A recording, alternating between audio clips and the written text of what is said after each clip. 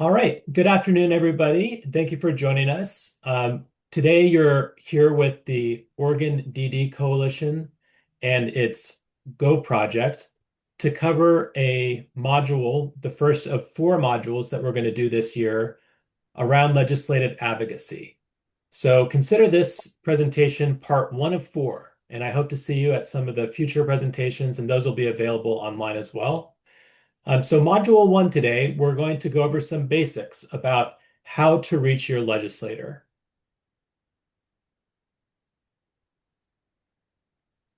So first, we wanted to just stress that as part of the legislative advocacy world, your voice does matter. Everyone can participate in advocacy. Legislators want to hear from their constituents, and sharing your story can influence public policy. What is legislative advocacy? Legislative advocacy means speaking up about issues that matter and to help lawmakers understand what helps or hurts people with disabilities. Legislators make a lot of decisions, and those decisions are about things such as services for people with intellectual and developmental disabilities, funding, housing, employment, healthcare, transportation. All of these issues are issues that legislators are making decisions about during session. And advocacy can support or oppose bills that relate to those public policies in those areas.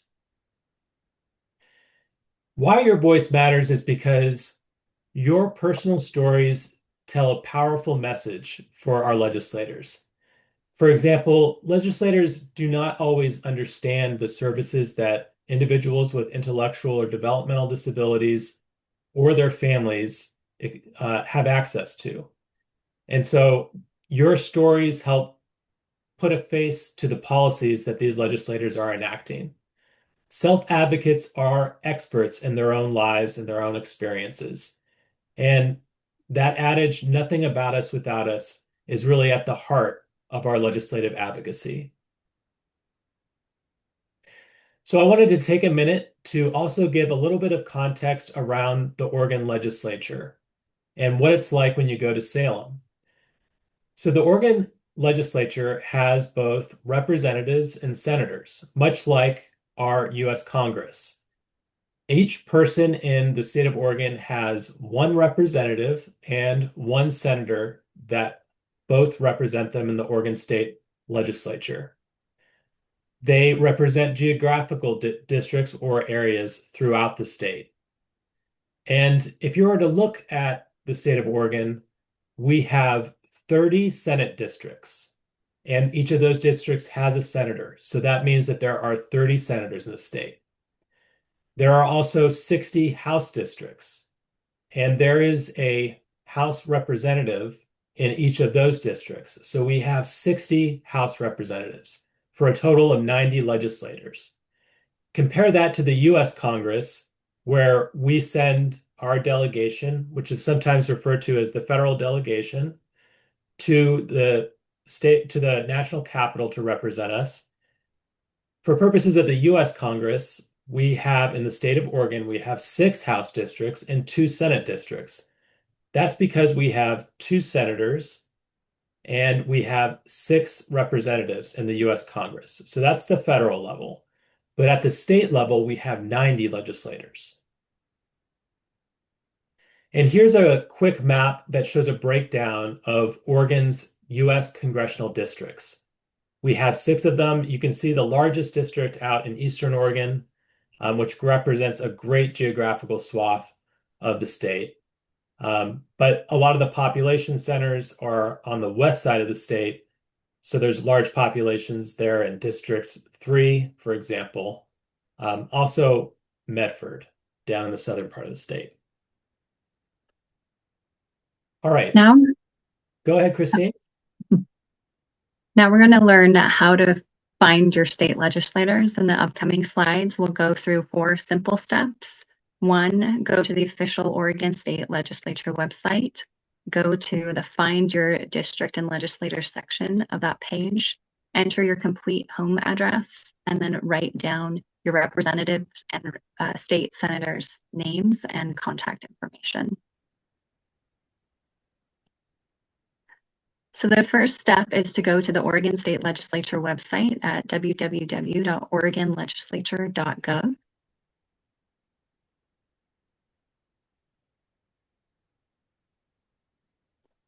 And then step 2 is on that page to go to find your district and legislators section, which is near the bottom of the page. And that's where you're going to enter your home address before clicking the go button.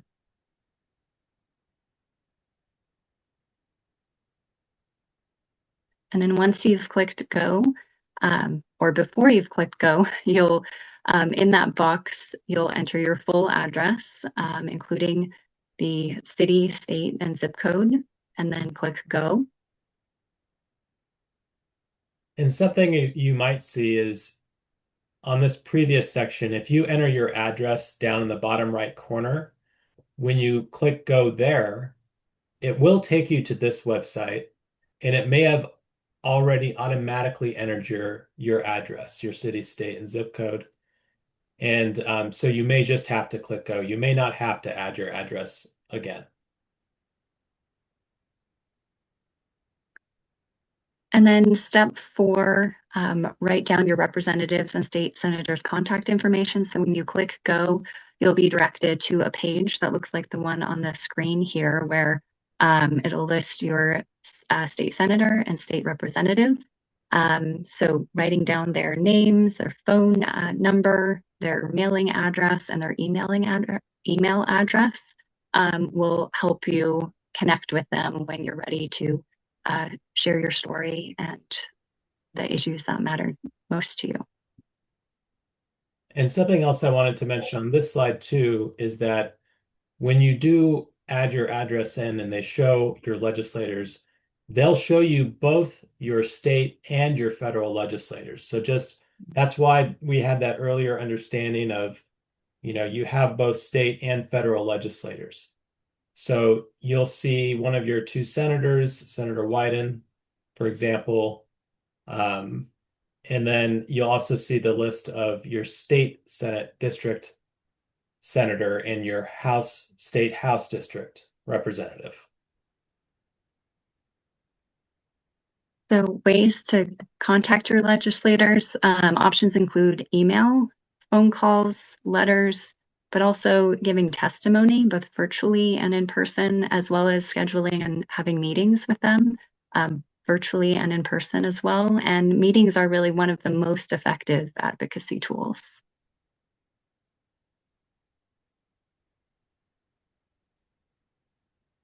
So next, I'm going to go over a few steps for now that you have their information, you know how to reach them via email or by phone.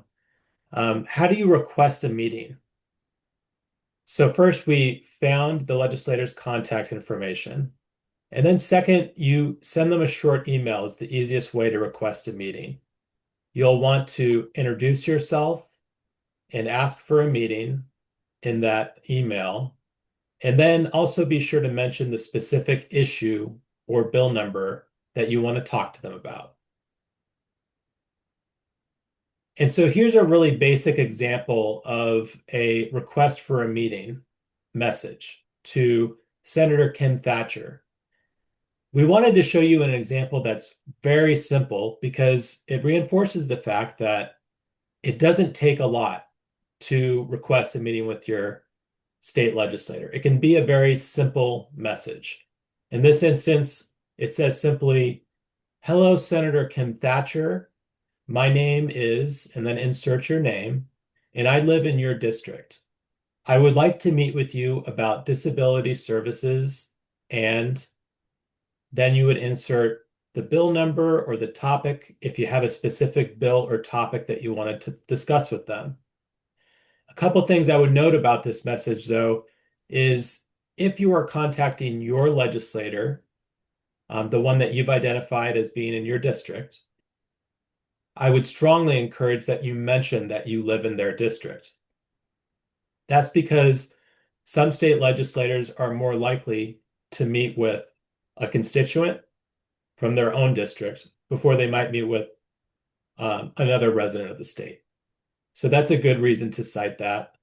And you don't need to go into a lot of detail about the bill number or the topic.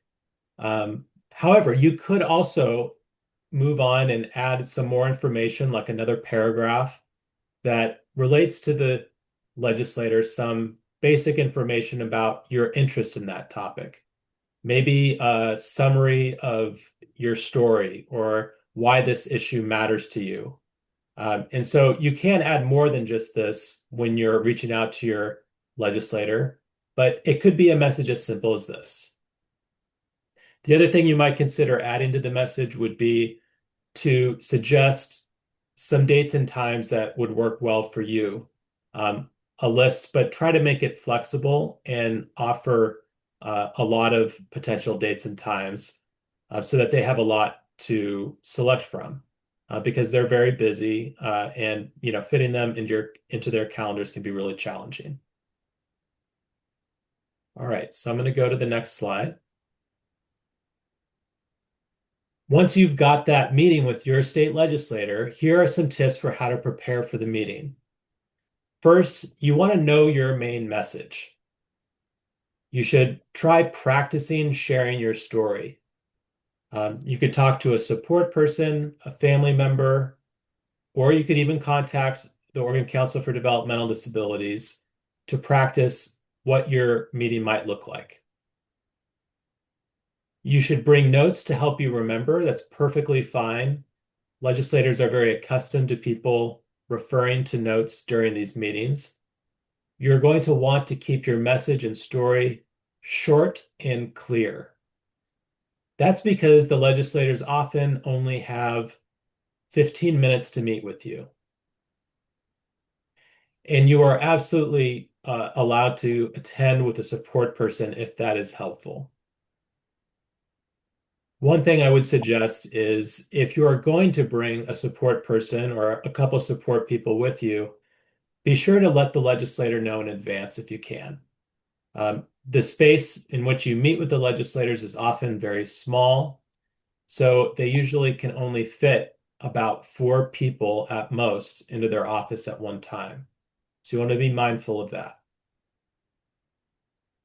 In preparing to share, you'll want to think about making sure the legislator knows who you are, what issue, it could be a policy, it could be a bill, matters to you, how it affects your life. So that's telling your story about how that bill or policy impacts you and what you want the legislator to do. Do you have a specific ask for the legislator? Do you want them to support that policy or bill? Do you want them to oppose that policy or bill? So those are some of the basics that you're going to want to bring to that meeting. You also have the option to choose between in-person or video meetings. You'll be sure to identify yourself, your name and your city, that specific issue, provide a personal impact example, and express appreciation. Whether you're meeting with them in person or video, all of those things still matter.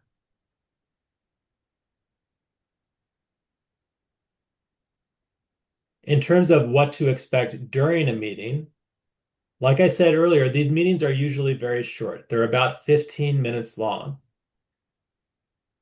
You may meet with the legislator or you may meet with their staff. And sometimes it can feel a little disappointing if you meet with their staff instead of with the legislator themselves. But don't be disappointed. Their staff are very important people, and they will take close notes to what you're sharing with them, and they will share it with the legislator. So you should feel good about meeting with their staff. The meetings usually include introductions, questions, there's note taking on the side of the legislator, and you want to be sure to follow up with them as well and send them a thank you message of some sort. Some good reminders in terms of etiquette, be respectful. Titles matter as well, so don't get too informal with the legislators. Use their title, senator, Gelser-Bluen or Representative Nose. Stay focused onto your message. Don't get too distracted or off into issues that aren't ones that you had indicated to the legislature you were there to talk about. It's okay to disagree with the legislator, and you do not need to be an expert. Your lived experience is your expertise. So your story matters more than having particular expertise in the policy or bill that you're talking about. You're really there to share your story.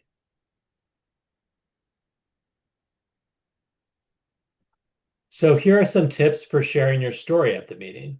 First, you want to be clear. Say what you think or want. You want to be brief because you only have that 15 minutes. Be respectful, even if you disagree. Be polite. Be personal in sharing your story with real life examples. And be ready to write down and practice saying it out loud before you go into that meeting.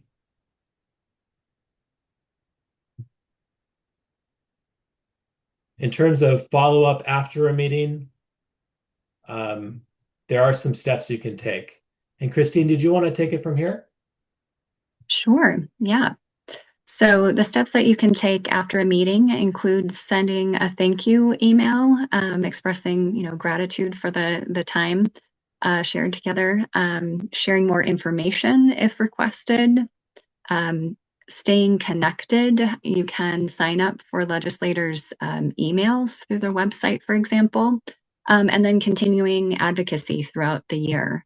An example thank you letter or email would include Dear Senator or Representative's name, and then saying, thank you for taking the time to talk about the particular issues or bills that you spoke about, and for listening to your story and experience.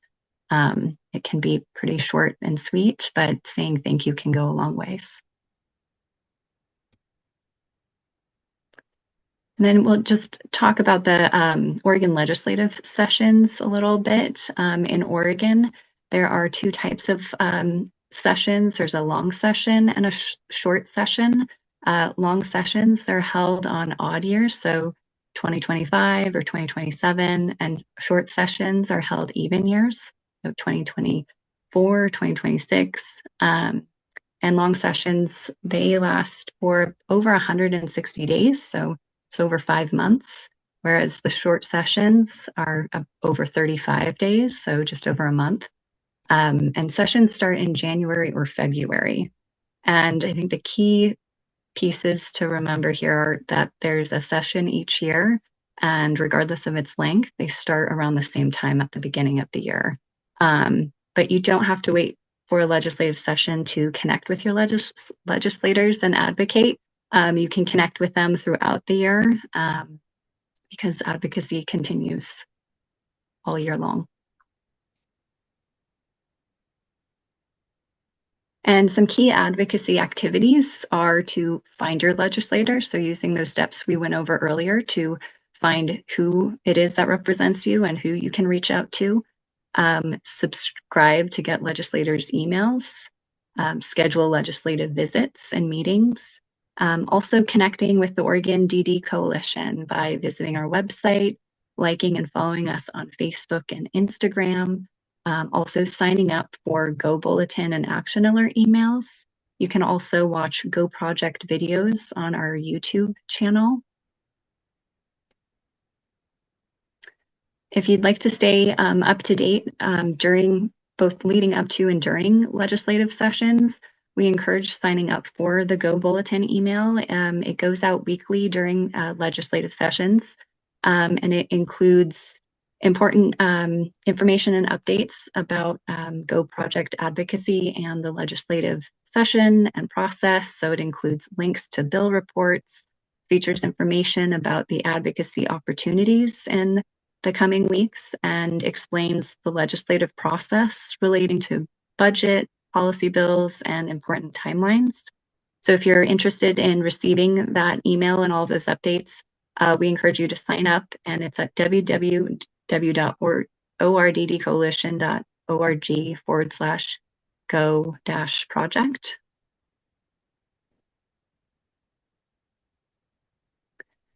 And we hope that you stay connected. And if you want to get involved as well, there are a few ways to do that. Visiting our website, sending us emails at admin@orddcoalition.org, or liking and following us on social media. Our Facebook and Instagram handle are the same. It's ORDD Coalition. So we hope you get connected and continue advocating, and we look forward to our Q&A session here soon. So thank you so much for joining this training.